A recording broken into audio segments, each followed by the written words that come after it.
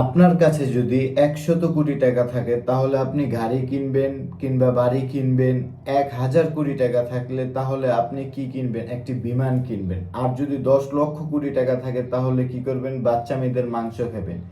জীবন্ত মেয়ে শিশুদের পেট নারী বুড়ি চিরে আলাদা করে তা পায়খানা বের করে গিলে খাবেন।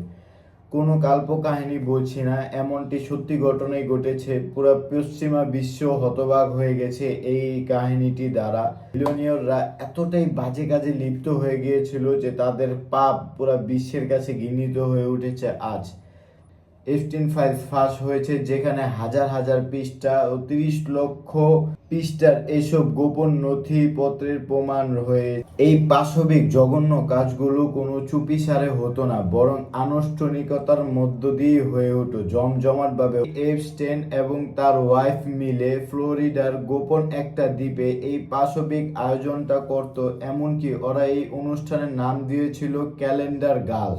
অনুষ্ঠানে নামি দামি রাজনীতিবিদ থেকে শুরু করে গায়ক বিজ্ঞানী সব রকমের মানুষ থাকতো। বিল গেটস ডোনাল্ড ট্রাম্প থেকে নিয়ে বিশ্বের বড় বড় তারকা সহ বিশ্বের বড় বড় ক্ষমতাশীলরাই তার এই ইসল্যান্ডে যেত, মানে তার এই দ্বীপে যেত, ফ্লোরিডার এই দ্বীপটিতে যেত।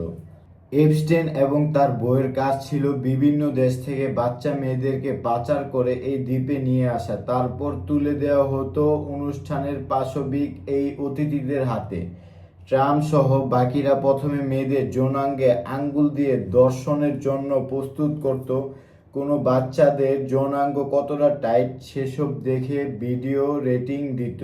অতিরিক্ত পছন্দ মতো বাচ্চাদেরকে পাঠিয়ে দেওয়া হতো তাদের রুমে, যেখানেই দিনরাত চলত দর্শন এবং পাশবিক নির্যাতন। মেয়ে বাচ্চাগুলোকে বাধ্য করা হতো উরাল সেক্স করতে। বেশিরভাগ ক্ষেত্রে তাদের টার্গেট থাকতো বাচ্চাগুলোকে প্রেগনেন্ট করেই ওরা ক্ষান্ত থাকতো না। পরে এই প্রেগনেন্ট বাচ্চা মেয়েদেরকে অ্যাবর্শন করে ভ্রূণ বের করে স্যুপ বানিয়ে খেত। কতটা নির্লজ্জ হলে আজ বিশ্বের যারা মুসলিম বিশ্বকে নিয়ে কটূক্তি করে, যারা মুসলিম বিশ্বের আল্লাহর নবীদেরকে নিয়ে কটূক্তি করে, আজ দেখেন তাদের কতটা নিকৃষ্ট ও নির্লজ্জভাবে এই কাজগুলো করত। তারা কোনো দ্বিধাবোধ করত না। আসলেই আল্লাহ তাআলাই চেয়েছে যে তাদের পাপ কাজগুলো দুনিয়ায় থাকতেই পুরা বিশ্বের কাছে ছড়িয়ে দিবে। কারণ কি, একটা কথা আছে না, আপনি যা করবেন এই দুনিয়ায় তাই আপনি দুনিয়ায় পেয়ে যাবেন। এটির জ্বলন্ত প্রমাণ এই এপস্টাইন ফাইলসের বর্তমান প্রসঙ্গটি যারা বিশ্বে তুলে ধরা হয়েছে, এটি আল্লাহ তাআলার মাধ্যমে। আল্লাহ তাআলাই চেয়েছে এই বিশ্বের যাদেরকে মানুষ আইডল মনে করে, যাদেরকে মানুষ বিশ্বাস করে, কিন্তু তাদের ভিতরে যে কি চলে একমাত্র তারাই ভালো যেত। কাবাবের মতো পুড়িয়ে পুড়িয়ে বাচ্চা মেয়েদের মাংস খেত, পার্টি করত, উল্লাস করত। এদের মধ্যে বেশিরভাগ বাচ্চার বয়সই ছিল প্রায় 3 থেকে 9 বছরের মধ্যে। আই রিপিট, মাত্র 3 বছর বয়সের বাচ্চাও এসব জঘন্য নির্যাতনের শিকার হয়ে মারা যেত।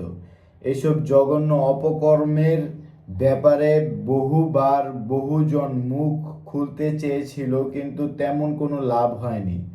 2009 সালে একটা পার্টিতে গ্যাব্রিয়েলা রিকো নামের এক মেয়ে চিৎকার করে করে বলে দিয়েছিল, এরা নরপশু, আমি দেখছি এরা মানুষের মাংস খেয়েছে। এরপর এই মেয়েকে আর কোথাও দেখা যায়নি, তাকে স্রেফ গায়েব করে দেওয়া হয়েছিল। এক সাংবাদিক এসব বিষয়ে অনুসন্ধান করতে চেয়েছিল, পরে তাকে জেলে ভরা হয় এবং 2019 সালে আশ্চর্যজনকভাবে জেলেই তার মৃত্যু হয়। মূলত তাকেও মেরে ফেলা হয়েছিল। আমরা অ্যাকচুয়ালি যারা হলিউডের মুভিগুলো দেখে তারা বুঝতে পারবে, হলিউডের অনেক মুভিগুলোর মধ্যে এই জিনিসগুলো মানে তুলে ধরা হয়েছে। হলিউডের অনেকগুলো মুভির মধ্যে এরকম অনেকগুলো কাজের বহিঃপ্রকাশ তারা একটু একটু করে তুলে ধরেছিল। কারণ কি, যারা বড় বড় বিশ্বের অনেক বড় বড় গোয়েন্দা বিভাগের কর্মকর্তা ছিল তারাও জানে তাদের এই পাপ কর্মের বিষয় অনেক আগে থেকেই, কিন্তু এগুলো গণমাধ্যমে প্রকাশ হয়নি কারণ তাদের মৃত্যুর ঝুঁকি রয়েছে সেই জন্য।